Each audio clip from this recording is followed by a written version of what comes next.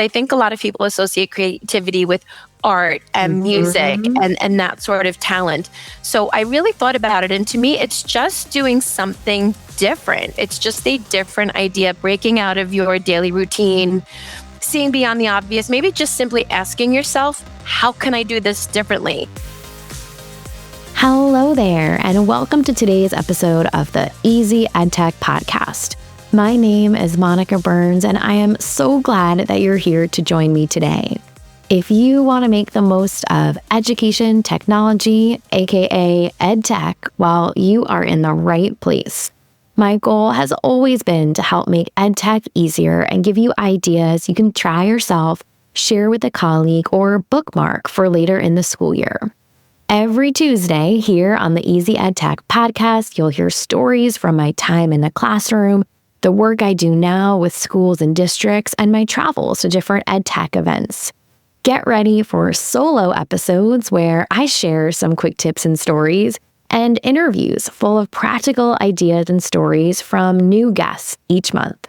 If we mention something you'd like to check out, make sure to click the link. You'll find it in the episode description or the summary area where you're listening to this podcast, or you can find every episode and all of the resources we mention by going to classtechtips.com/podcast, or by going to classtechtips.com and just clicking on the Easy EdTech Podcast button at the top of the page.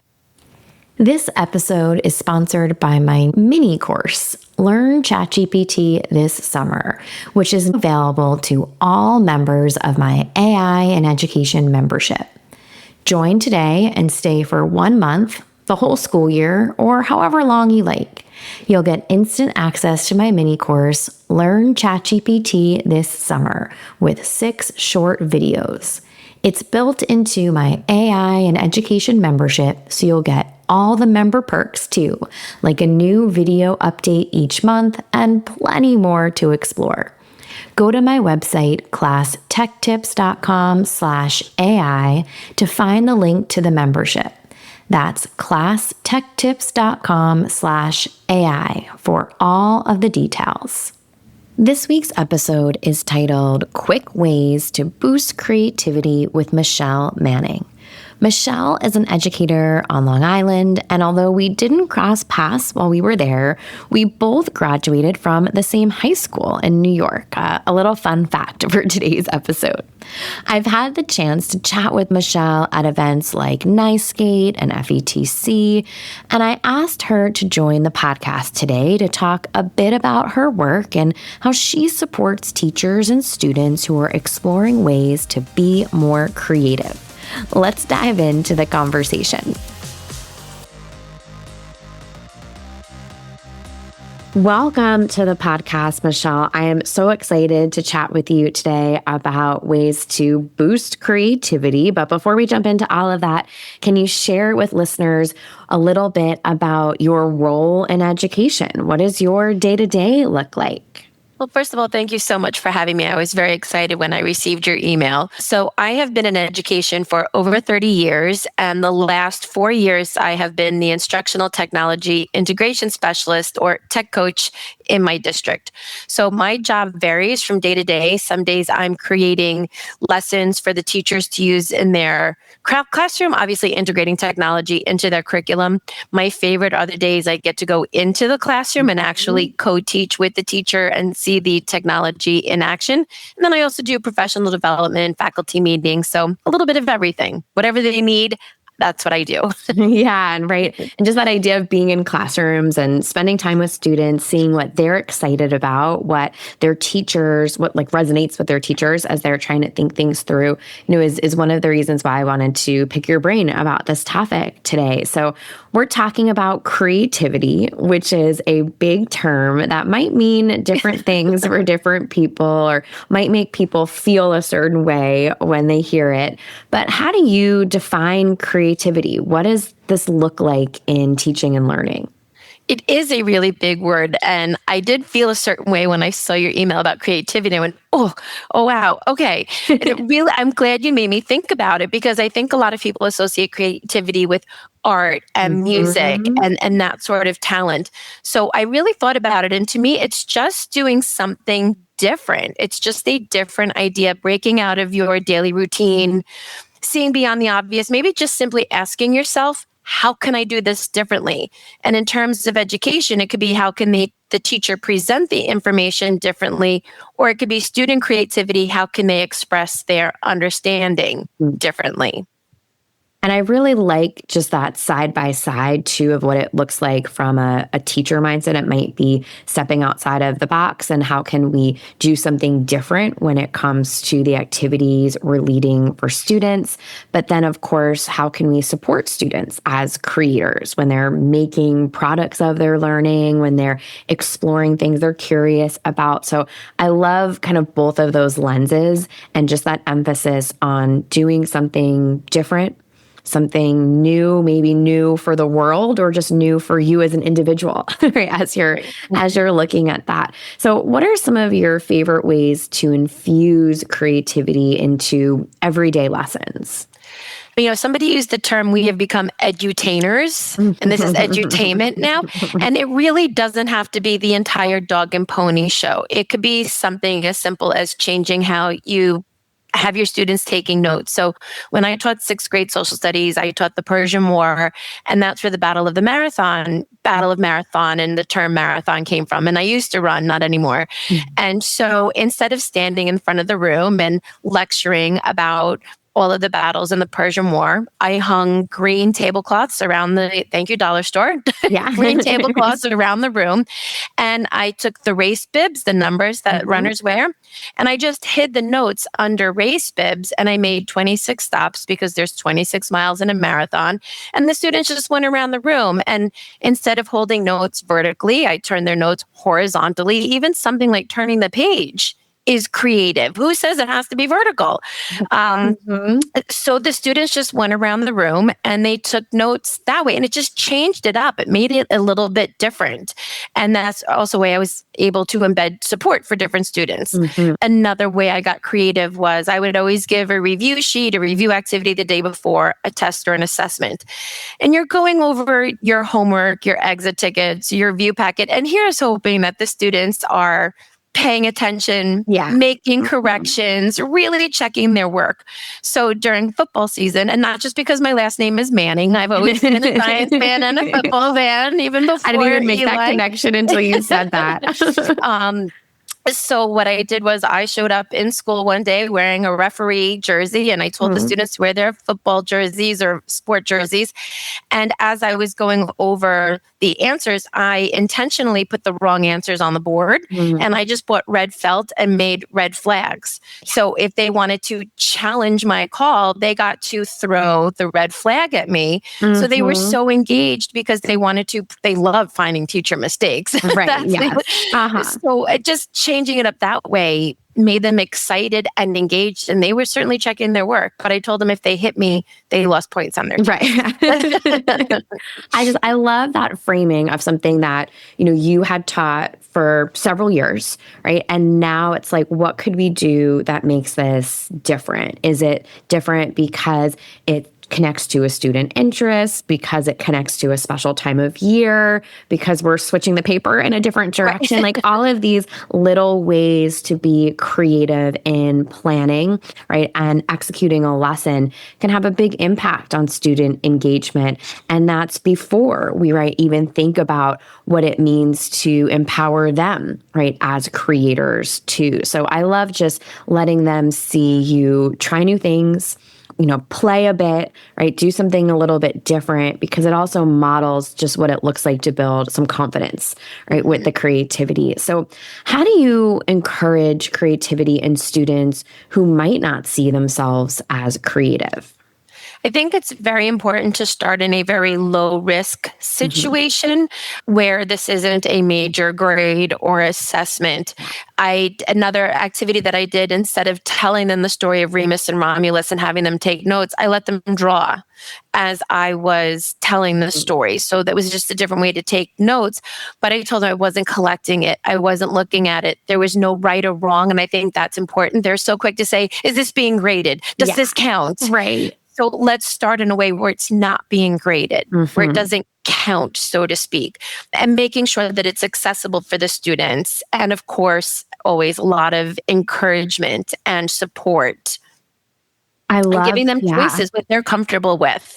Right. There might be something where, and I'm sure you have this, type of thing too, because I know you share on social media and do presentations, right? Where it's like, today's not going to be a video day for me, right? Or I do not think I'm going to update my Instagram story with a quick tip today because I'm not feeling getting on video, right? So Mhm. just that choice for students who might some days gravitate towards one way to share their learning and just that low risk, like low stakes type of activity. So it might be more about building their confidence and capacity within different creative spaces. And if there's a content connection, like wonderful, extra points for us for that, right? But it's not about that just yet. So I think that's a great way to frame it for someone who's looking out at their class and saying, I don't know if everyone's going to like this or everyone's going to be comfortable. How can I make it feel safe, right, for them? So teachers might feel intimidated by creative activities too, especially if they, looking at a list of 10 words to describe themselves wouldn't include creative on there, even though it probably belongs on the list. So, what would you say to someone who might feel that way? I would start, I think I mentioned it earlier, just ask yourself, how can I do this differently? And not be afraid. We've all had lessons that have tanked, even though we worked so hard, and then we've Mhm. surprised ourselves with a very successful lesson. So, first of all, be that risk taker, but start with, how can I do this differently? And now we have AI to help us. Yeah. There are AI platforms designed specifically for educators, like School AI or Magic Mhm. School, where you simply type, I'm teaching fractions. How can I be creative? Yeah. We have resources that are free, like in the Kami library. They have hundreds of activities that you don't have to use Kami for. You can print them and use them in your classroom. Canva, Adobe, also free for educators, that have slideshows, worksheets, activities that are already done. And maybe that's the springboard that you need to get that creative idea.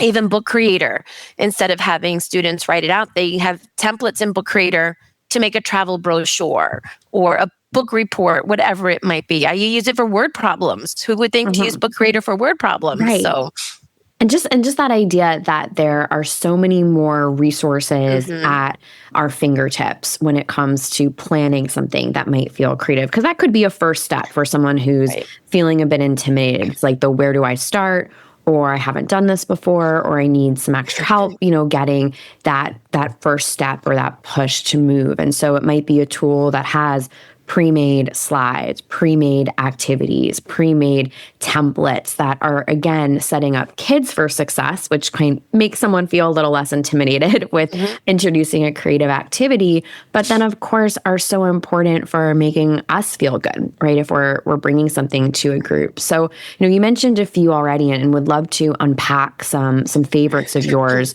What are some tech tools or platforms that you've used to support creative learning experiences?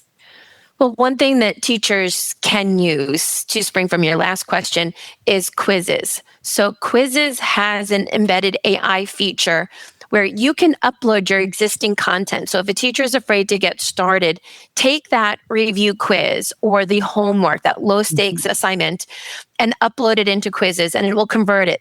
But then you can ask Quizzes to make it sound like Taylor Swift. Mhm. I did that we were practicing digital math for our upcoming state assessments. So we did adding and subtracting mixed numbers with uncommon denominators, very Mhm. daunting topic. Right. I said, Yeah. Quizzes, make it sound like Taylor Swift.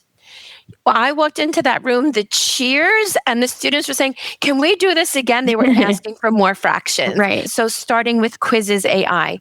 For student expression, Brain Pop has Make a Movie. So Mm-hmm. instead of the students writing a paragraph on the road to the American Revolution, they can make their own movie with Tim and Moby. And then instead of Tim, it's Michelle and Moby or Monica and Right. Moby. Mm-hmm. And all of the pieces are there for the students. So if they're afraid of creativity, the images are there for them to create, and they can use audio. So it's even removing barriers if they struggle with reading or writing.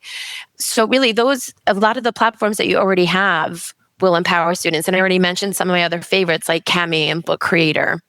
And just knowing that there's tools in your tool belt that maybe have new features or maybe, right, have a little sprinkle of AI in there to help do something a little bit different. The Brain Pop Make a Movie is one that I love, especially because if kids have watched a bunch of Brain Pop videos, now they're in the driver's seat, right? Same thing goes with Book Creator. If they're reading ebooks on another platform, now they're the one who are making some ebooks. And even just having those examples as consumers, I think sets them up for such success So as creators. motivating. Right? So And knowing motivating. it's an audience beyond their teacher. Again, it goes back to, is this being graded if it's just a teacher? But now if it's going to be published, it's just so motivating for the students. And even that question, right, of is this going to be graded? Like if we in our minds like substitute that to say like who's going to see this, right? Or is it just you who's going to see this?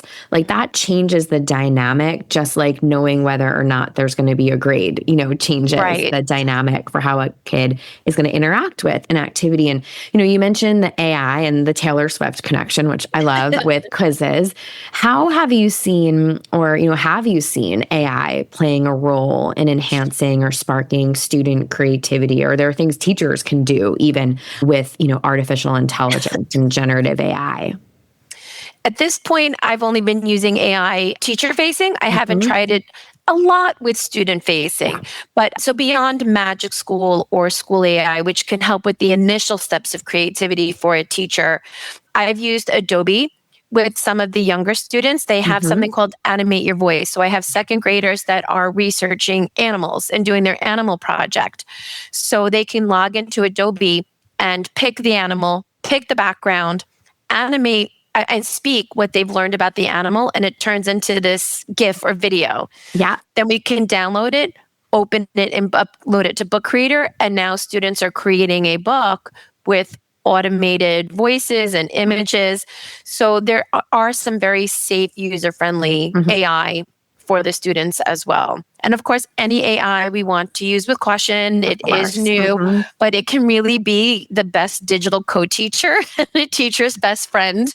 Yeah. And just that idea of introducing it to students in smaller bursts. I love that Animate with audio from the Adobe team. Such a fun one. Picking characters. As we're recording today, I'm working with a group this afternoon in Pennsylvania. And it's one of the things we're going to try out together later today. And so it's one of my go-tos to show educators too, because it is kind of this, quick win, small project, right? We can make something that packs a punch without a huge time investment.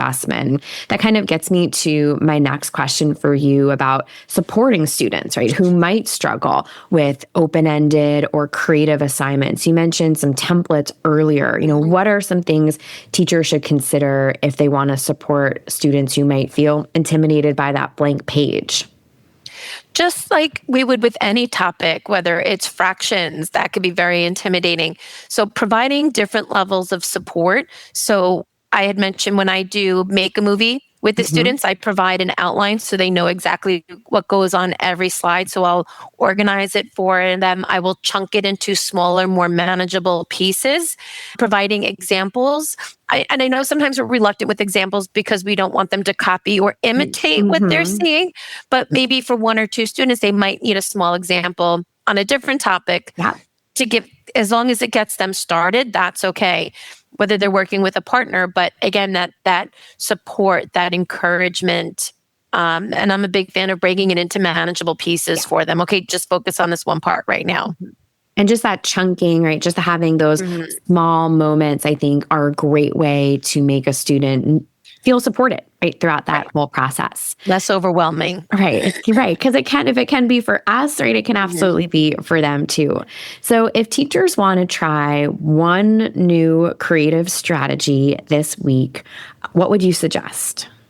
I would start with something that's already created. Search the Kami library. Again, it's free and you can use it print or digitally. Search Canva. They have thousands, and you can search a subject, fractions. There might be something there to give you an idea. Open Book Creator. Start looking through the templates that they have. Reach out on social media or even quizzes. I think quizzes is probably the easiest place to start because of their AI. You can start with what you already have. Upload what you already have created, your existing content, and let them make it sound like Cookie Monster. Right. Elmo.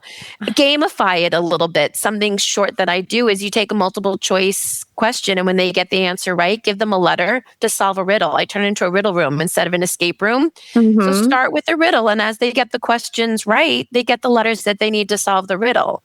Motivation, engagement, something very easy. And I'm happy to share with you resources and templates to share to any listeners to get them started. Yeah. And just that idea of like, that could be the one small thing. Maybe it's already in your tool belt, right? Leaning into some of those that have templates that are ready for you to explore. It doesn't have to be another thing. You can start with what you already have. It's not more. Right. It's not more. And I think that's really so much of where we can get a hang up with anything new, right? And might be happening around you already. It's just kind of looking in a different direction. So, Michelle, this has been so wonderful with great actionable tips for educators. Where can people connect with you? Where can they follow along and learn more about your work? I am on all the social media platforms. It's at Manning Tech Talk, and I finally got my TikTok back. So I'm on on Blue Sky. That's the new platform, everybody. So at Manning Tech Talk, and also Gmail if you wanted to reach out personally. Perfect. And we'll add you to the starter pack I made for Blue Sky too, with all podcast guests. So super wonderful. excited about that platform. Thank you so much, Michelle, for your time today. Thank you so much for having me. It was lots of fun chatting with Michelle today, and we'll finish up this episode like we always do with a few key points to make this EdTech easy. Creativity can simply mean doing something differently. Low-risk, ungraded activities help students build creative confidence. Simple changes, like turning notes sideways, can spark engagement. Templates and AI tools can remove some barriers to creativity. Remember, you can find the show notes and the full list of resources from this episode, including all of the ways to connect with Michelle Manning, by heading to classtechtips.com/podcast and finding today's episode. You'll also find plenty of links in the summary or description area where you're listening to this podcast. You can usually expand it on Spotify, on Apple Podcasts, and see some links there to take a look at too. This episode is sponsored by my mini course, Learn ChatGPT This Summer, which is available to all members of my AI and Education membership. Join today and stay for 1 month, the whole school year, or however long you like. You'll get instant access to my mini course, Learn ChatGPT This Summer, with 6 short videos. It's built into my AI and Education membership, so you'll get all the member perks too, like a new video update each month and plenty more to explore. Go to my website, classtechtips.com/AI, to find the link to the membership. That's classtechtips.com/AI for all of the details. Thank you for listening to this new episode of the Easy EdTech podcast. I love creating new episodes for you each week, but I could use a bit of help spreading the word about the podcast. Can you leave a rating or review on your favorite podcast app? Spotify will let you tap on the stars, and Apple Podcasts will let you tap on the stars and leave a 1 or 2 sentence review. Thank you so much for taking this extra step. It helps other educators find episodes like this one when they're searching for EdTech tips.